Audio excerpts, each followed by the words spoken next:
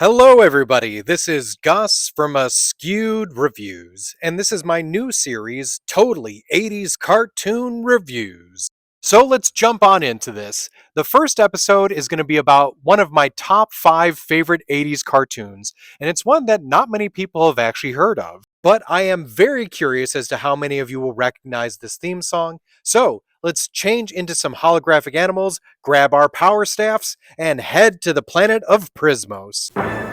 It is a time when magic is more powerful than science, and only those who control the magic control destiny. They are the Visionaries. Visionaries, knights of the magical light. Visionaries, with magical powers they fight. Powers of light and strength, skill and speed. Those who accomplish the greatest of deeds. Visionaries, knights of the magical light. That's right, this first episode is about the 1987 series Visionaries Knights of the Magical Light. It was one season long and had 13 episodes, so this series was owned by Hasbro, and like many 80's cartoons owned by Hasbro, it was made only because they were trying to sell toys. It was also produced by Sunbow Productions. So here's the story for this series. It takes place on the planet Prismos, which has 3 suns and is very similar to Earth. However, though, at one point, apparently their technology was even better than ours. But technology ended up failing, and then the world turned into more of a medieval era. This then allows magic to come back into the world, and we have a wizard named Merklin who shows up and offers to give magic to any knights who are interested in acquiring it.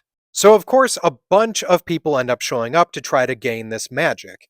But Merklin has some trials that everyone has to go through to gain it, and all of those trials are within his home known as Iron Mountain.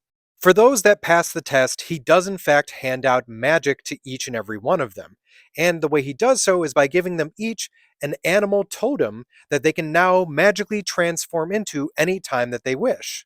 Now, he doesn't stop there, as he hands out 8 power staffs, 4 to each side, that can then be used for magical purposes, but once used, they do have to be replenished back at Iron Mountain. For those who are not given a power staff, they find out that they have the magical ability to bring technology back to life, more specifically vehicles. I'm pretty sure you can already see why this was made to sell a toy line. And of course, like almost all 80's cartoon series, you had to have the good guys and the bad guys. And the good guys for this were the Spectral Knights that had the blue holograms. And then the bad guys were the Darkling Lords with the green holograms.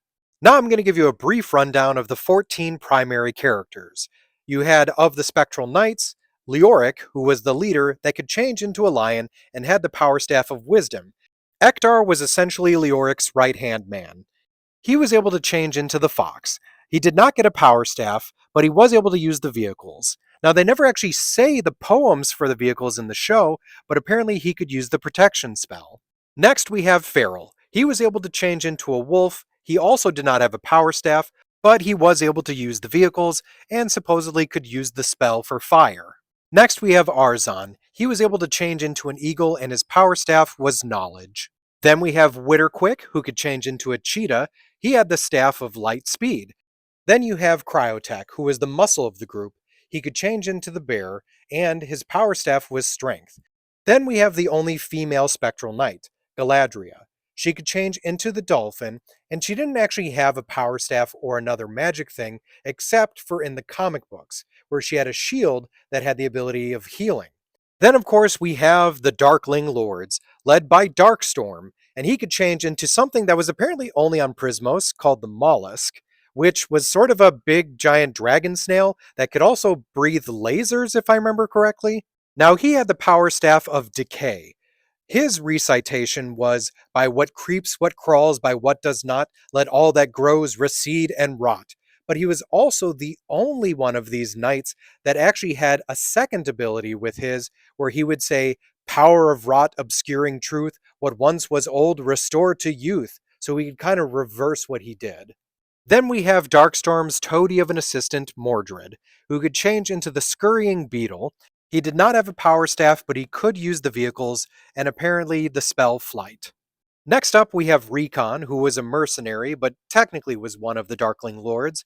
He could change into the Lizard, and he did not have a power staff, but could also use the vehicles and apparently had access to the spell for the magic extractor. Next, we have Kravix, who could change into the Phylot, which is a dragon like pterodactyl creature that also is from Prismos. He did have a power staff of Fear. Next, we have Lexor, who was an absolute coward, and he changed into an armadillo, although the Prismos version of one, and he had a power staff of invulnerability. Then we had the muscle for the Darkling Lords, Sindar, who could change into the gorilla, and his power staff was of destruction. And finally, the female member of the Darkling Lords, Virolina, who was very good at disguise, but she could change into the shark. And just like Galadria, she did not have a power staff or any magic access to the vehicles, but like in the comic books, she had a shield, but this one was for disease. The people who voiced the characters on the show was a veritable who's who of 80s voice actors. The theme song for this show was done by Kinder and Bryant, which you probably know some of their other work. They did the themes for the Transformers, G.I. Joe, My Little Pony, and Gem.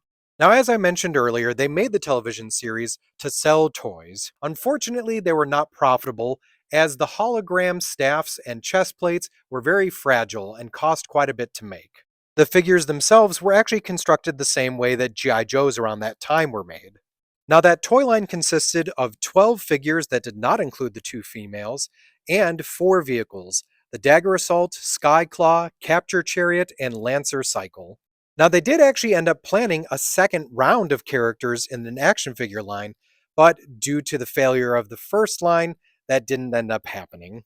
In case you wanted to know what all of the names of these other action figures were going to be, feel free to pause on each of these screens. Here were all of the Spectral Knights. Here were the new Darkling Lords. And here were the additional vehicles. A playset was even planned out of Iron Mountain, where Merklin would have been a hologram. And lastly, they even planned on having Sun Imps come out as these little hill-type hologram things. I was definitely a bit upset that there was no plans to ever produce the female figures. I did, however, find online some custom ones. Now, just like the GoBots and the Transformers, the Visionaries also had their own toy line rival, which were the Supernaturals made by Tonka. It only lasted one wave. There were 14 figures, 4 vehicles, and 1 playset. There was a short-lived comic series, but no animated series. Now, around the time of the show and the figures releasing, they also did have a comic book series with Star Comics and Marvel Comics. It was 6 issues, but it was canceled halfway through a 4-part storyline. The first issue was the same as the show, and then it actually went in a different direction. Now, in 2018, there was actually a 5-issue comic series that was a crossover between the Transformers and the Visionaries. Now, Visionaries has never come out in the United States as a full DVD release, but in 2004, the United Kingdom did get one. You can, however, watch the entire series on YouTube for free. Now, in 2015, Paramount was talking about doing a live action movie that would have been part of a Hasbro cinematic universe that also would have involved G.I. Joe, Micronauts, Mask, and ROM. As I mentioned, this was one of my top 5 favorite animated series from the 80s. I loved the characters, I loved the powers, I thought it did have a good story, and in my opinion, it really had so much that it could have gone into in future episodes about Prismos' past, the potential of adding new Spectral Knights and Darkling Lords. And in general, I felt that they did still have some great threads out there for future episodes. So for me, I'm going to give this show a 4 out of 5. And the only reason that's not a 5 is I just felt that there is so much more that they could have done that they didn't. Now, if they ever do a reboot or even a live action or fully animated film, I will absolutely be right there to watch it. Now, the last thing I'm going to leave you with here is a trivia question. Name any of the 3 wizards that escaped from the wizard's jail that the Spectral Knights have to recapture. Feel free to pause for a moment to think, but here's the answer. Those 3 wizards are Falcama, Bogavis, and Weezer Squeezer. I hope you enjoyed this episode of Totally 80s Cartoon Reviews.